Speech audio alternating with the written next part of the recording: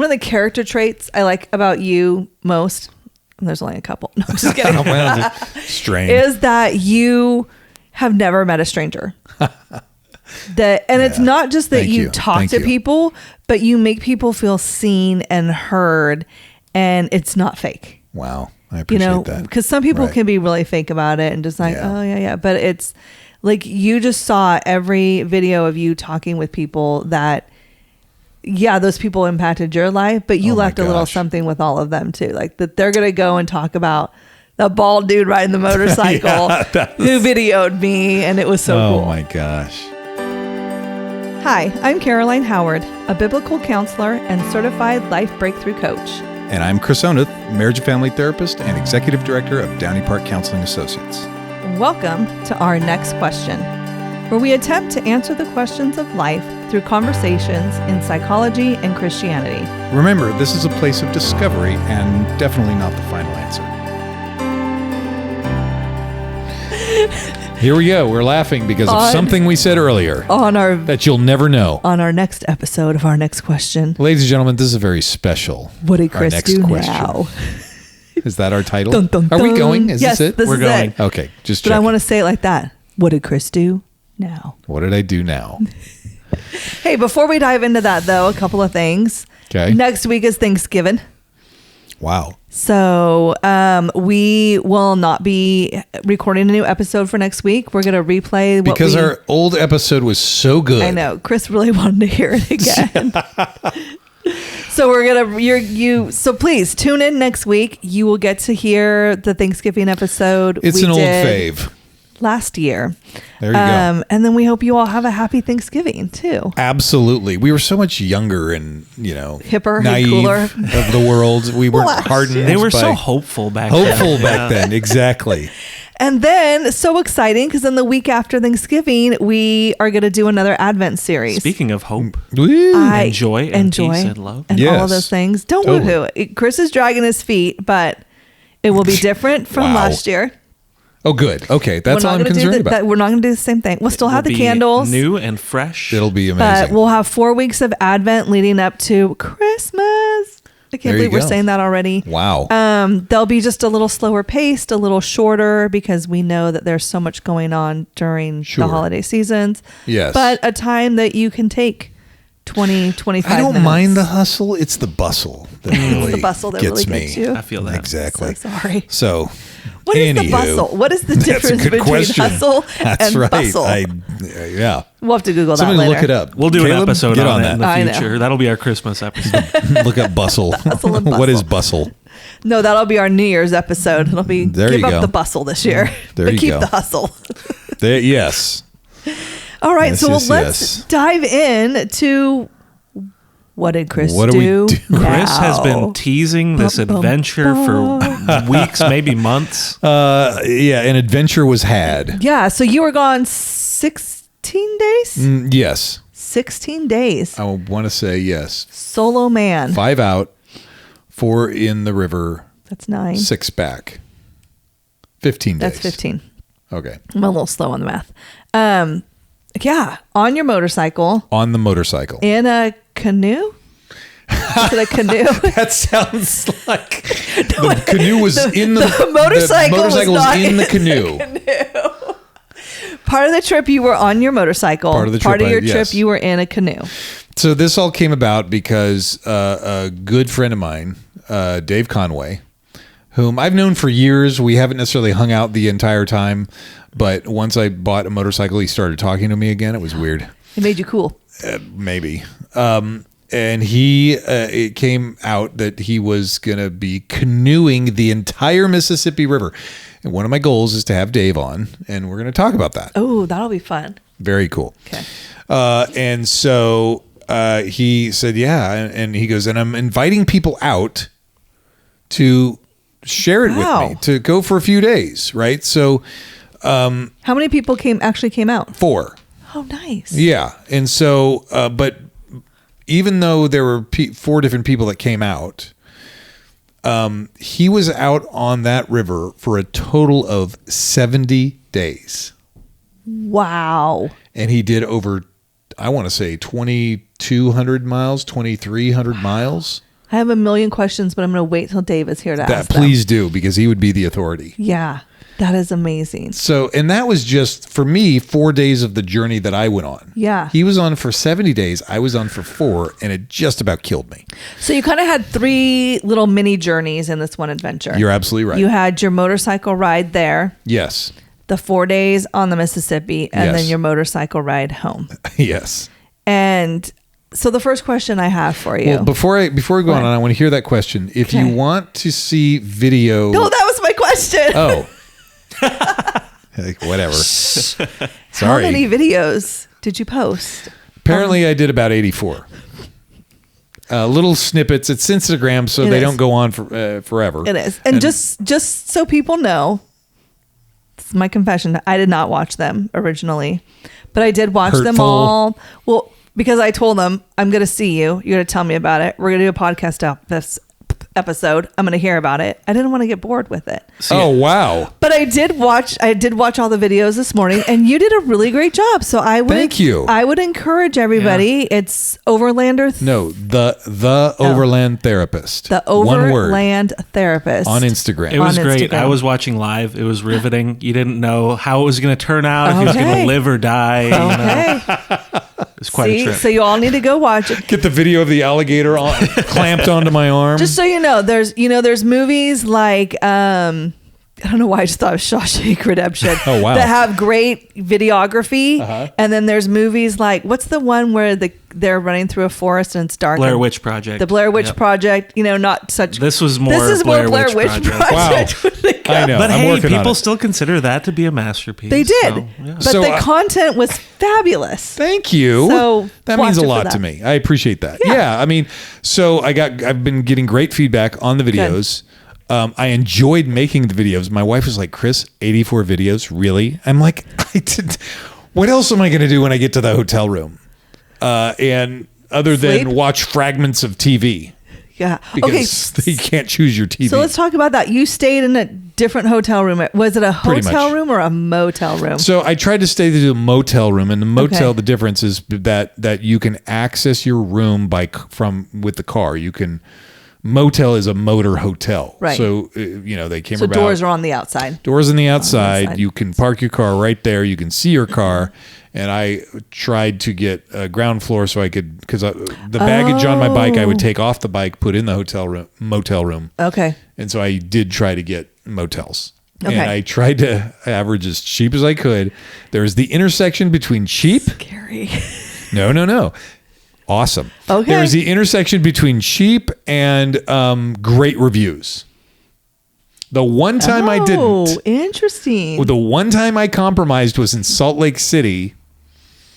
And I would say I was sorry for compromising, but there was a story in it. So I had a beautiful view of a gas station.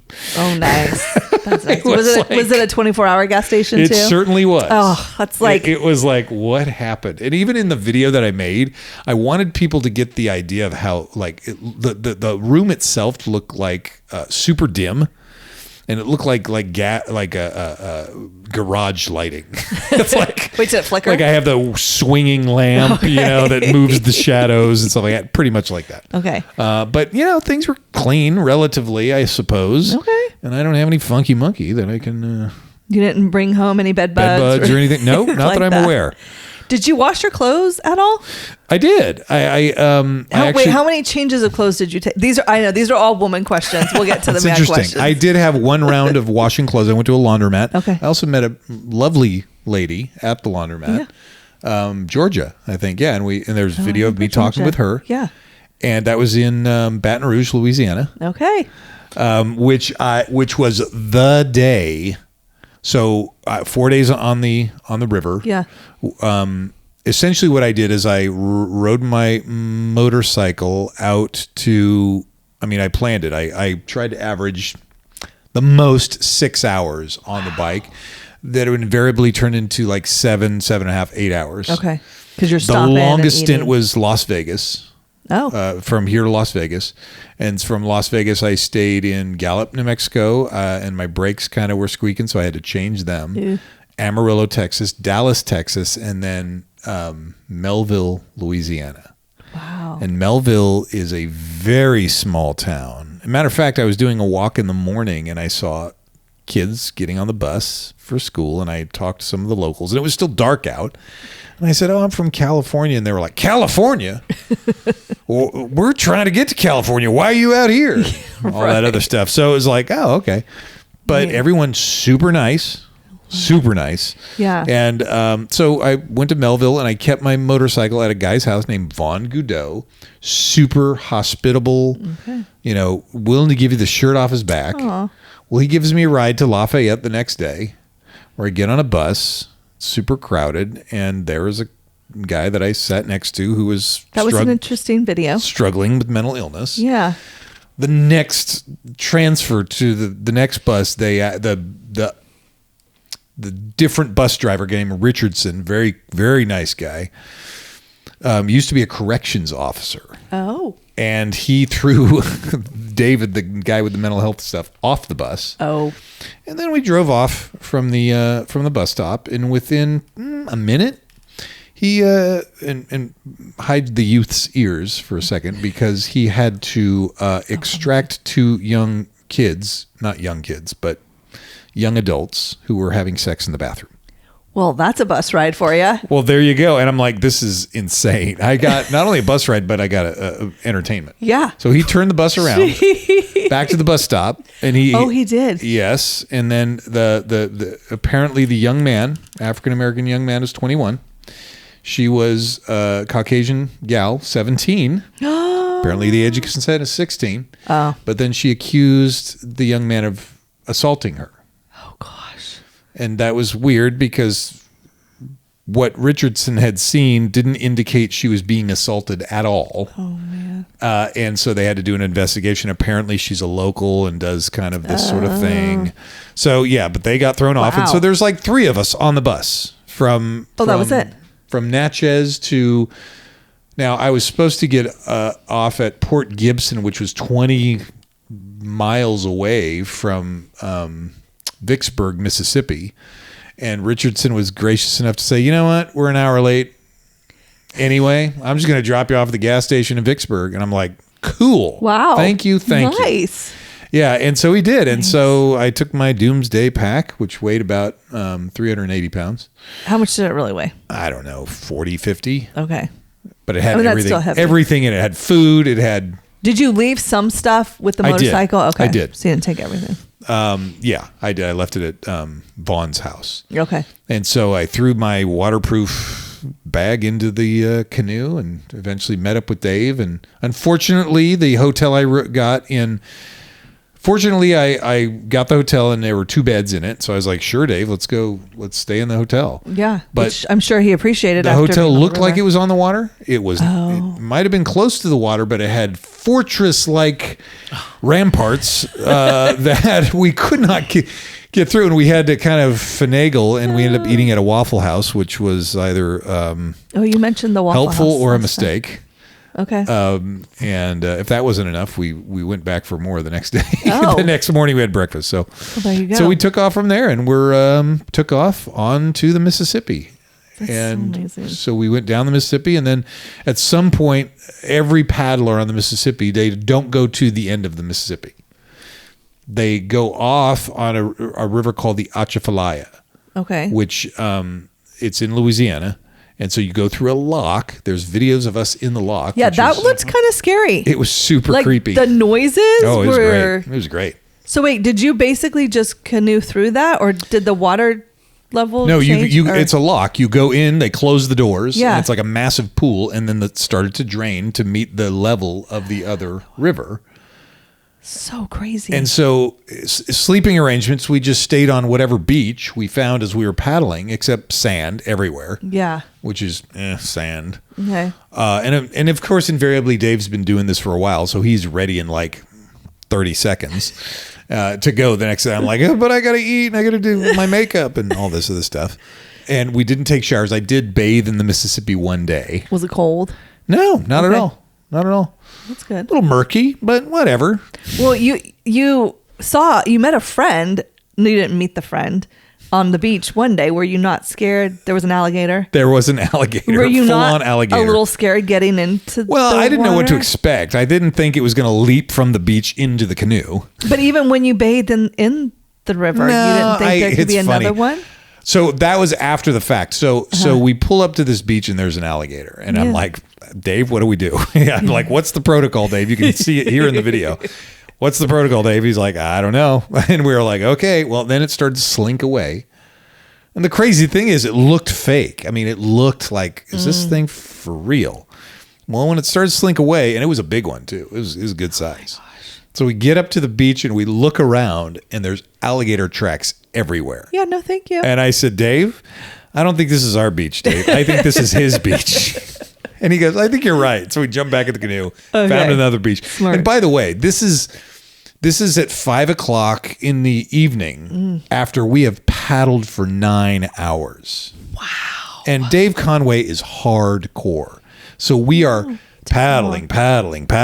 And every hour he would be like 5-minute break. Okay, let's break. And then we'd eat snack, drink something, electrolytes, something. And I got lots of sun and I smelled horrible. You didn't like the way you smelled. But I hope, I mean, maybe that's what scared the alligator away. But from what his contact on, he's part of a Facebook page, Mississippi River Paddlers. And he was like, hey, we came across an alligator. Any ideas? The overwhelming consensus is they leave you alone. Okay. They just slink off. I mean, I just didn't want a visitor at night or whatever. I mean, right? All of a sudden you roll over and in California we have bears. And Yes, you roll over and your arm is clamped. Yeah, but get this. So 9 hours paddling, we finally find a beach and we're like, oh, a beach, oh, thank God. No, there's an alligator and now we have to go find another beach. So we go across the river, find the other beach. It was fine. Our last night for me of camping, 3 nights I camped, 3, and I love camping. But we come up to one place after the lock, and there was a beautiful lawn there was a boat ramp. Essentially, there was a boat ramp that was closed. Okay. A lawn. Nice. If you had a welcome wagon, it couldn't have been any better. We get up on the lawn. We're like, I'm not sure if we should camp here. Whatever, we're doing it, and it happens. And then the game warden comes. Oh. We chit chat. Well, apparently he was from Oakland. So he hears we're from California. Oh, you guys, this and the other. As he's talking, it is dusk. And I don't know, whatever, the Louisiana Luftwaffe mosquito squadron then launched their attack. And we are talking mosquitoes with flight attendants. They are massive and they are biting through the clothes. Yeah, right? Ooh, you're like, what's happening? Ow. No kidding. And I'm like, geez. So we get, of course, Dave and I, oh my gosh, we got to set up our tents. And I think we just set them up. Okay. So it was like, get in the tents. And then, of course, you have to kill the mosquitoes that are in the tents. You got to shine a light. You got to find them. After I killed all the mosquitoes, then I'm like, oh, I have to go to the bathroom. No. So you try to ignore that for a while. Oh, that's terrible. And I figure, okay, it's at night. It's probably 11, 12 at night. Maybe they've given up. Well, I get out there and immediately they attack me. But I had to, go to the bathroom. Take care of business. Oh, that's terrible. If that was the worst of it, I mean, that was nothing. That's so we, cool. were out on the river the next day by 7. So still a little dark out. Yeah. And we, went into a town to have a snack at a, let's get this. We went into the town to have a snack. Well, we were looking for lunch. We couldn't find a restaurant, so we found this mini market because we were hoping to find a bathroom. Oh. Found the mini market. Bathrooms were out of service. Of course. I know, right? So we get our mini market pizza, warming lamp pizza, which again, to that, in our experience, it's like, oh, wow, this is amazing. Eat the pizza, drink the Gatorades, eat the moon pie. Oh, moon We're pies. walking back to our canoe, and I'm like, Dave, I really have to go to the bathroom. And I'm looking around, and I see these 2 guys sitting outside of their home. No, you did not. I sure did. I walk in. I said, hey, guys, this and that. We were talking a little bit. I said, hey, my name's Chris, and hey, what's your Leland Boudreaux. I mean, everybody has like a French name over there because it's Cajun. Yeah. was like, guys, I hate to ask you this. We're coming off the river, this and the other thing. You mind if I use your restroom? They're like, sure. So he walks me through his house. Oh my gosh. And my son asked, Dad, did you stink it up? I'm Yeah, like, did you? Not with my smell of me. Like I hadn't taken a shower. I hadn't taken a bath. And so it was like, I smelled. Anyway, that covered cleaned the stench up, of other things. got out the Clorox. No, whatever. But no, so hospitable. So everyone just That's willing really to, awesome, though. Oh, it's amazing. Some I love strange it. guy comes and Yeah. So you had all this time. The time on your motorcycle was that was just the time on the river. Yeah, to yourself. it certainly was. I want to know, what did you learn about yourself that you didn't know before? I don't know, but that I didn't know. But sometimes it's good to get back to Yeah. some of these things that may have been, I don't know, buried or whatever. I know that I like being by myself, but I also love to have my wife with me. Yeah. And there were things, I get emotional. There were things that you can tell by the videos. There's pictures I took and things that I experienced, but then other things I saw and I said, I'm saving that one for Mel. Oh, yeah. Because I'm like, I'm definitely got to come back here and experience that with her. Yeah.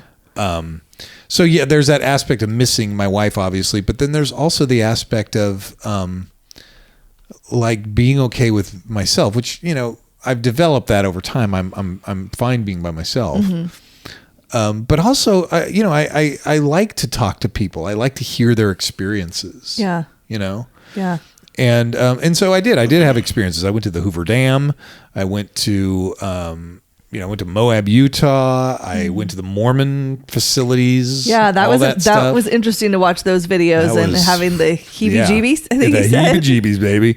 Yeah, New Orleans, the French Quarter, going in to hear live music and stuff like that. It's like this duality of, hey, I'm really enjoying myself, and also, man, I'd also love to have my wife here. Yeah. So yeah, Dave and I both commiserated over missing our wives, although his was 70 days and mine was, 2 weeks. Yeah. Yeah. So yeah. I love the videos you posted of the conversations you had with people. That was Me too. so fun. Yeah.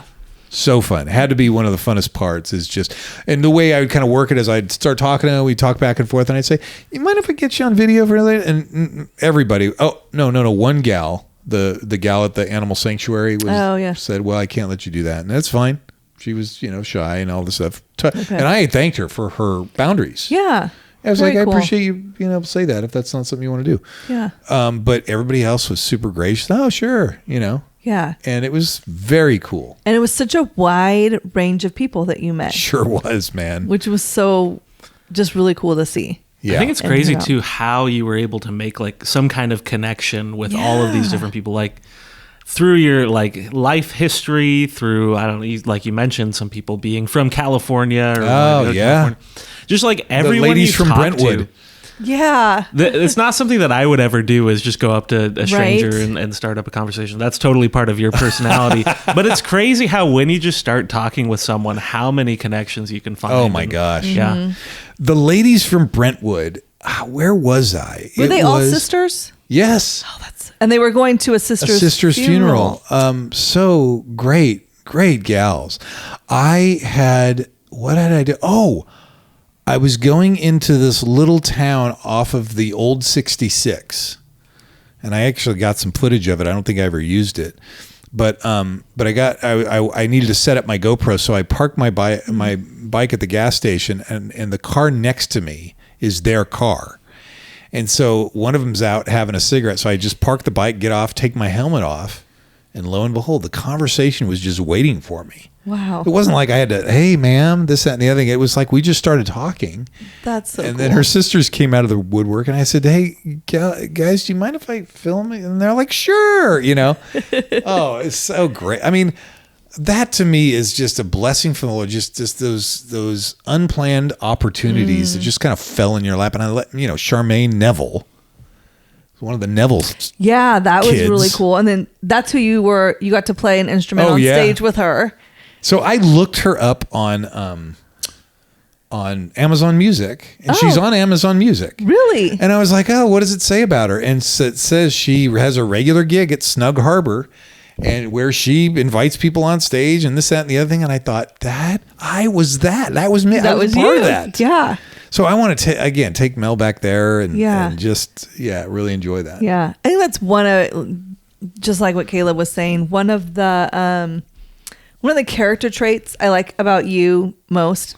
And there's only a couple. No, I'm just kidding. Well, strange. Is that you have never met a stranger.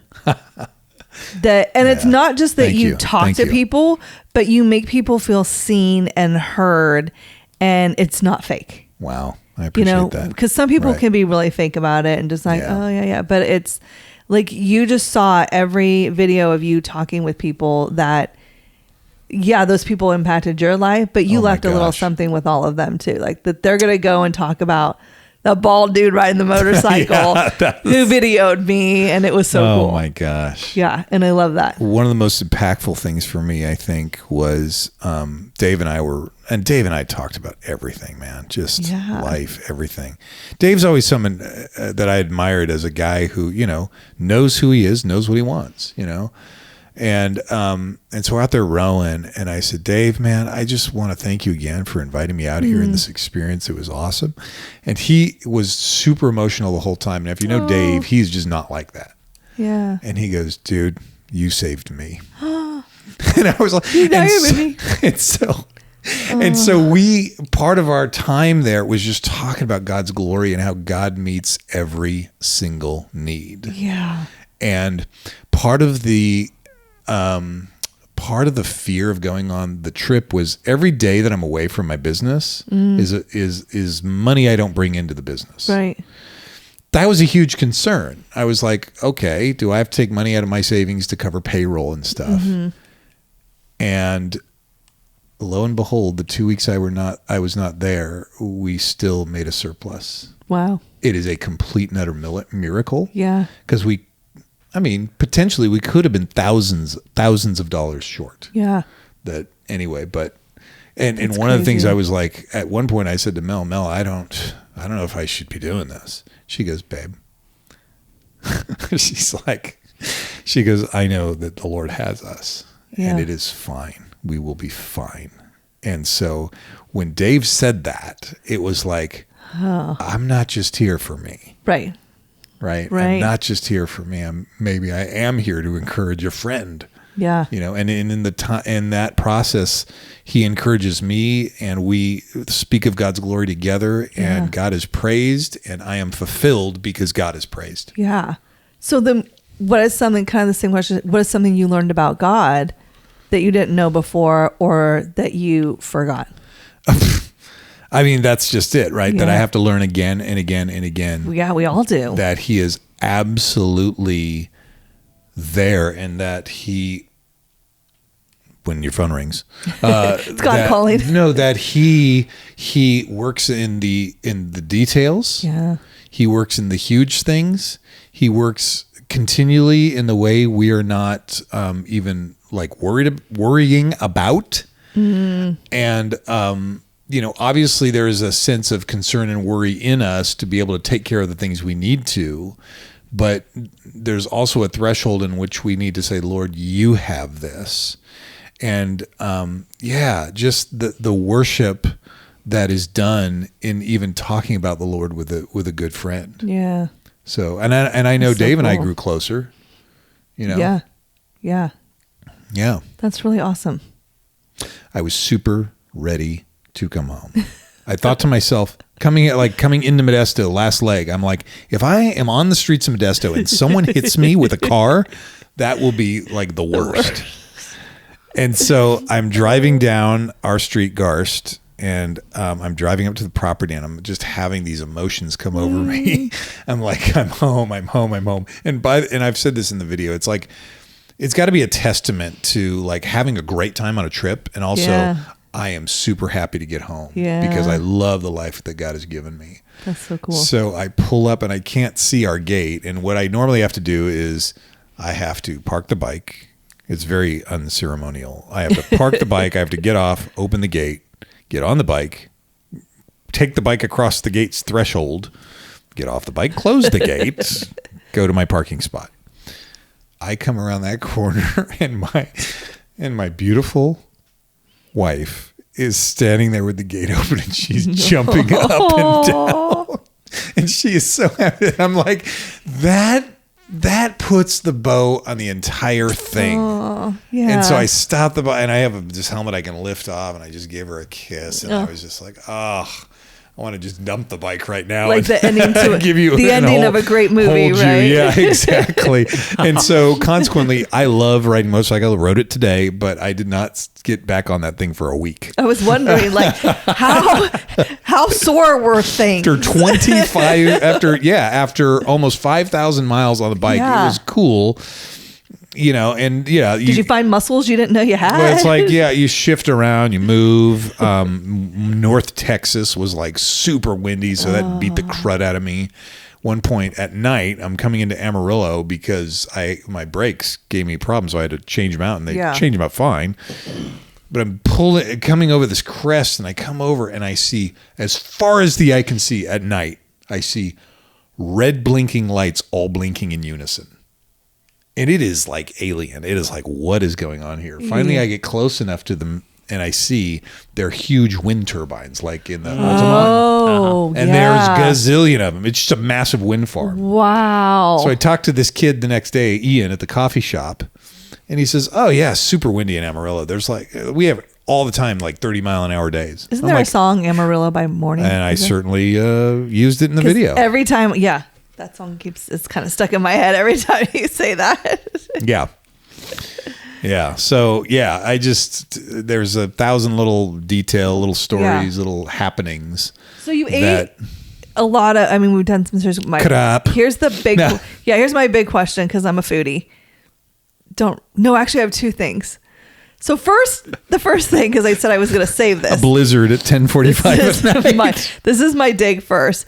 So, because you always make fun of me for not being outdoorsy. And it might have been day 2 on the river with Dave, and you were saying that he was calling you a diva, or because you were complaining about stuff. Yes. Yeah, how'd that feel?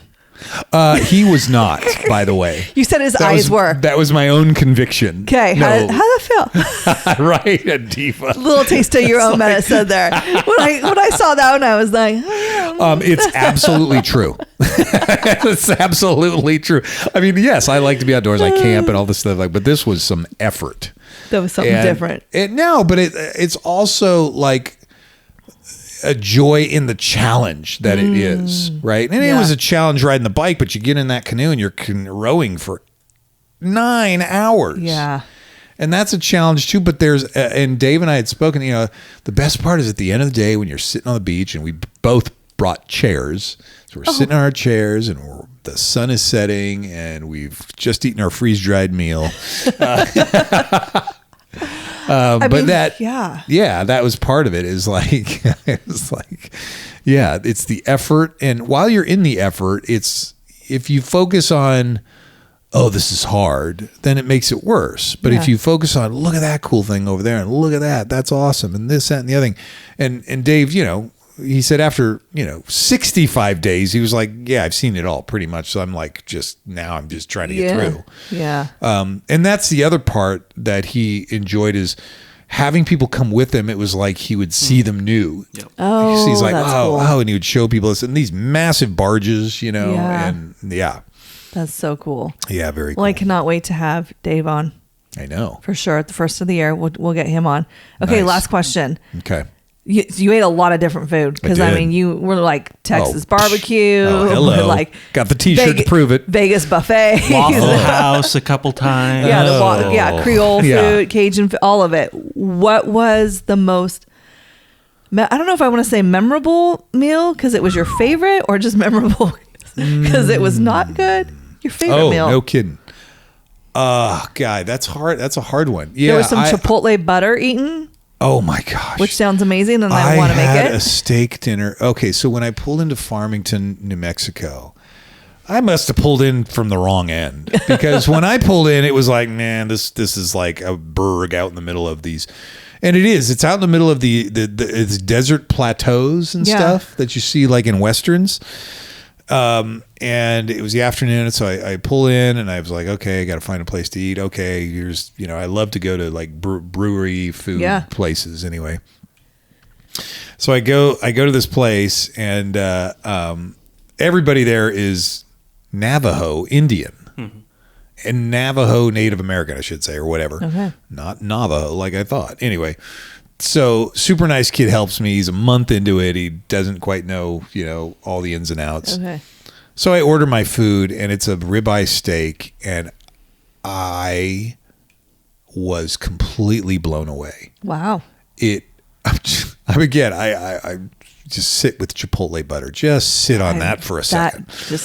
It melted into the. I mean, I saw the pat right there, and it just melted away. I'm like, I love you, Chipotle butter. So, and the au gratin potatoes and the craft beer. I'm just having a worship session as I'm eating this food, and I'm like, wow. And so then I get on the bike. I go back to the hotel, cry myself to sleep. No, I'm just watch fragments of shows and make my videos. And then the next day, I go to the breakfast place, coffee, breakfast sandwich, amazing. Yeah. But I'm in this part of that's up on the hill, the hillside of this Farmington. So I get on the bike, and I have to go to the route to get me to the Salt Lake City. Anyway, so I'm riding along, and I'm looking at these homes, and they are massive. Huge homes. Wow. Nice shopping centers. Oh. And like I said on the videos, a huge mega church. And it was like, wow, okay. Now, you're on the freeway long enough, especially in Texas. In Texas, there's a ton of Jesus billboards. Oh, yeah. Do you know him? Are you, ready? All that stuff. Just what you want to read while you're riding your motorcycle. Absolutely. Absolutely. Well, God, what's the message here? Yeah. And then at some point, I think in New Mexico somewhere, they start changing. They still have the Jesus billboards, but they also have marijuana billboards. So like Jesus, marijuana. And then, of course, throw in a sprinkle of lawyer billboards. Oh, that's an interesting combination. Yeah, and so it's really interesting. So lots of churches throughout the landscape, up into Utah. Apparently, outside of Salt Lake City is almost more Mormon than Salt Lake City. Oh, because in Salt Lake City they have the whole like pushback culture. And so that was so interesting. They're pushing them back to outside of no, it's like a pushback against the legalism that they experienced. And one of the things I went in and I toured their facilities, and they were very kind. Oh, sure, look at this, look at that. And I said every nook and cranny. There were two young girls, so crazy, who were on their missions from all around the world. Okay, they have all Mormons have like an 18-month mission they go on. So it's like, did you decide, was it your desire to come to the United States? And they think, and the gal said, no, the prophet chooses for us. And I was like, I don't want to just outward say like weird. But it's I can save you, blink twice if you need help. That's what I'm thinking. Point with my tongue. Yeah. So it's interesting because it seems to me, again, I'm not going to sit here and tell people what they experience, but in my observation, that the Mormon faith is very meeting together with others, highly focused on the community, not a bad thing, and highly focused on the rules and their books or education. Not a lot of like introspection and reflection, and so there's not a lot of individuality. Yeah, right. I think one of the important things about our faith, Christianity, is there should be a high degree of all three: high degree of individuality, community, and scripture and or tradition that inform our faith. Because it's through the individual that someone says, "Hey, I don't know about that. Hey, what about?" But it's also through the community where like, hey, I need to confess this, or I need help with this or that or whatever. So I guess, going off on a motorcycle, being by myself, is that sort of individuality that helps me reflect and connect to the Lord. Yeah. Especially as I ride through creation and be like, wow, look at that. Right. Hear my wife's voice saying, keep your eyes on the road. Totally. I love it. Cool. Well, thank you for sharing. Thank you. With us your Thank trip. you. It was a huge blessing. Yeah. Now you all know what Chris has done now. There you go. Until the next adventure, which will be with my wife. Yay. So. Yeah. All right. Well, thanks for listening. And happy Thanksgiving next week, because we will not be here. We will be eating away. I'll be in Monterey. My kid has a place in Monterey. I'm going with you. Yes. All right. And again, please, if you enjoyed today's episode, subscribe, leave a comment, tell your friends, pass it along. Don't forget the review. Did I forget that part? That too. I always do. All right. Till next time. Thank you. Thanks for joining us today as we continue our journey talking about life's many questions. To stay connected with us, you can follow us at Downey Park Counseling on both Facebook and Instagram. You can also follow Caroline on Instagram at Relatable Caroline. And make sure you tune in next week for our next question.